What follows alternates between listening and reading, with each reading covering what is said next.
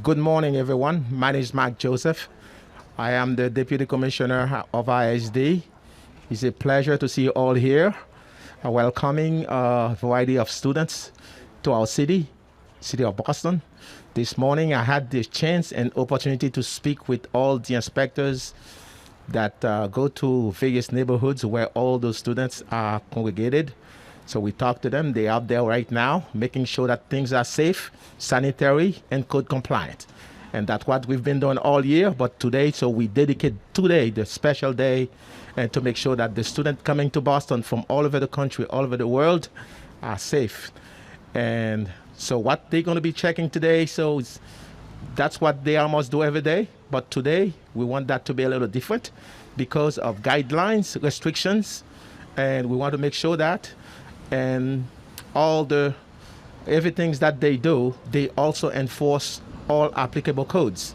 As building inspectors are here to check the exterior of buildings, housing inspectors also are here to make sure that the interior of buildings are safe with respect to smoke, carbon monoxide, egresses, sanitary, all these things are met so the student can be safe. And we also distribute flyers. So in case the student feel that they're not comfortable, they have issues, they can call our city or our agencies to help them address these issues. And that's what we did this morning. And today, so we're here and for the mayor to welcome them. And it's a pleasure to be here. So now, I'm going to let the Fire Commissioner Dempsey say a few words to you before.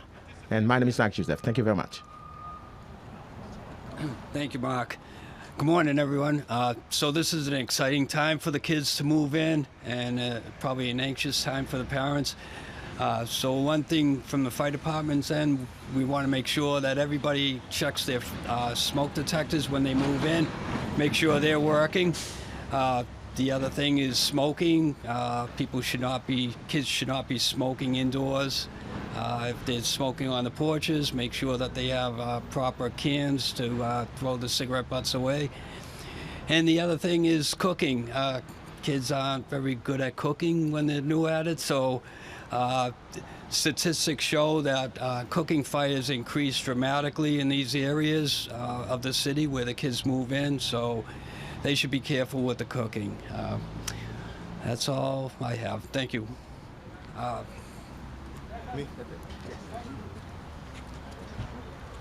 Thanks, Commissioner. Dion Irish, I'm Chief of Operations for Mayor Janey and the City of Boston. We're here today to welcome students back, to also ensure that units are safe, the city's clean.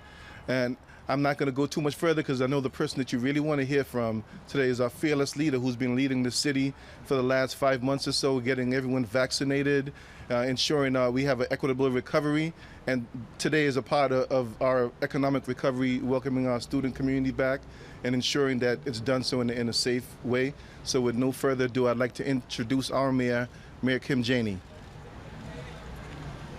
Thank you so much. I want to thank my entire team for being here.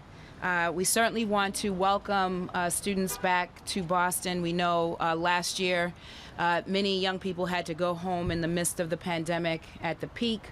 And so it is a good day in the city of Boston when we can welcome students from all over the world to the best universities in the world, to the best city in the world. And so we certainly want to welcome students. We need our students to be safe. We need to make sure that the housing that they are moving into is up to standard, which is why my team is here.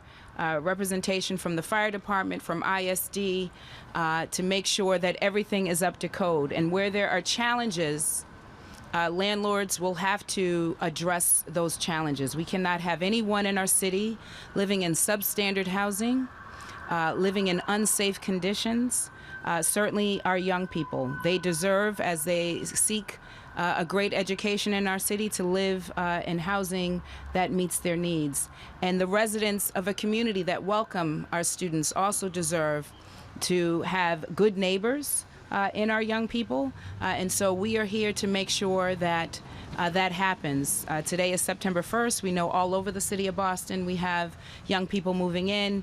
We anticipate 50,000 additions in terms of residents coming into the city of Boston, which is why we continue our efforts around vaccine distribution and making sure that our residents are getting vaccinated. We have 70% with at least one shot in the arm.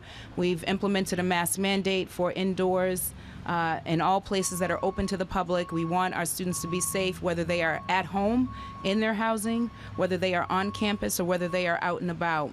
And so grateful again to members of my team for being here to make sure that the inspections are happening, that the fire detectors and the smoke detectors, the CO detectors are up to speed, that if there are any conditions that are not meeting the standard, that are not up to code, that those issues are being addressed, that landlords are being called in to address those issues and are being held accountable. Again, we want to make sure that our young people are welcomed in the city of Boston, that the housing that they live in is good housing, and that the residents in the community that they live are all feeling good about having our students come back into our city after such a difficult year and a half dealing with COVID-19. Thank you so much. Mayor, I don't know if I know you probably haven't been inside that apartment there, but the conditions are pretty deplorable, and we were just touring them with the current tenants. Do you have a message for landlords who don't hold previous tenants accountable and, don't hold themselves accountable and clean a place out? I mean, it's pretty bad in there. No, I have not seen it yet, but yes, the message is that everyone in our city deserves to live in great housing. It has to be safe. And we are not going to have deplorable conditions here, substandard conditions for anyone. No one deserves to live in squalor. And it is up to property owners to keep their property up to code, up to standard. And certainly the previous tenants should do their part as well. I have not been inside, so I can't speak to what is inside, but this is why we have the team here. And so my understanding is that the landlord is on the way down. But we will not tolerate that in the city of Boston. Our young people deserve to live in good housing. The residents who live in this neighborhood deserve to also have housing here that is meeting the standards. We don't want to see fires. We don't want to see rodents. All of those create issues for everyone, not just an individual house, but everyone on the street. So that is why we have members of our team from ISD here, from the fire department here to address these concerns. Is there anything that can be done as far as the lease cycle goes, like give a sort of gap and encourage landlords to make leases a little less than 12 months so they can have time to come through, to paint, to do renovations? Because 24 hours is not a whole lot of time to make sure things are really up to speed. Certainly, landlords have the control and power to do that now. So if they're not building in time to address any concerns with their apartments, then that is a problem that they need to address. And we can certainly look at this from a systemic standpoint, but the leases are given by landlords, and they can do more to build in that time. Absolutely. You mentioned the influx of students being one of the reasons why you brought the indoor mask mandate back in the city of Boston. How concerned are you about these influx, the 50,000 you mentioned, leading to an uptick in cases here in the city? Well, the good news over the last 3 weeks, as we followed the data, we have seen the positivity rate remain relatively flat, but we are not taking our foot off the gas. We are going to continue to do everything to get residents vaccinated, to make sure that the mask mandate that everyone knows about it, that everyone's adhering to it. We have to do everything possible to keep ourselves safe. So it was a proactive step. As we are expecting young people, not just in our colleges and universities, but young people coming back into K through 12 schools as well. So we want to be proactive, but the good news is we've continued to do the work around vaccine access, vaccine education, meeting people where they are to get more people vaccinated, and encouraging mask wearing everywhere.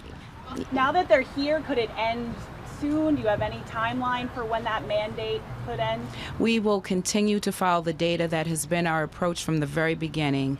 We are still very much in a public health crisis with the pandemic.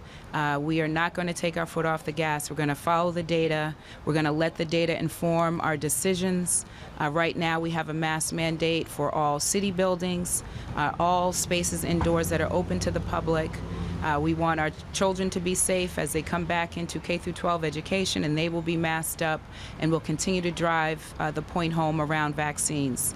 I want to encourage everyone also to get tested. It is important that we continue to test, to understand where cases are coming from, so that we can do everything to target those communities with the life-saving vaccine. Mayor, just in regards to the eviction moratorium that you announced yesterday, can you walk us through the rationale behind that decision-making there? Well, again, I, as mayor, understand these issues from a deep personal perspective. As someone who has experienced housing insecurity, we know that COVID-19 has made things worse, that housing affordability was a crisis before the pandemic, that the pandemic has only exacerbated these issues. And so while I've invested in $50 million in rental relief, that is the proactive stance. We certainly hope that we can help landlords and tenants resolve any issues before it ever gets to the point of an eviction. But with the courts not upholding the federal moratorium on evictions, it was really important to act at the local level. I want to thank my entire team, certainly my Chief of Housing, Sheila Dillon, for the good work that we've been doing on the housing front, and certainly the Public Health Commission for their work. We want to make sure that we are keeping Boston residents in Boston. We don't want anyone vulnerable to displacement because of the pandemic. In addition to the eviction moratorium, we also invested in a foreclosure prevention fund of $5 million to help homeowners who may be having a difficult time staying in their homes. We know this was a crisis before. We've got to continue to do everything possible to keep folks in their homes and make sure that those homes are in good conditions. And that's why we're here today. Thank you very much. Real quick, a question for Mike. Yes, so in this case of the house behind you, the mothers saw you guys and came over to inspectional services and started talking to them right away.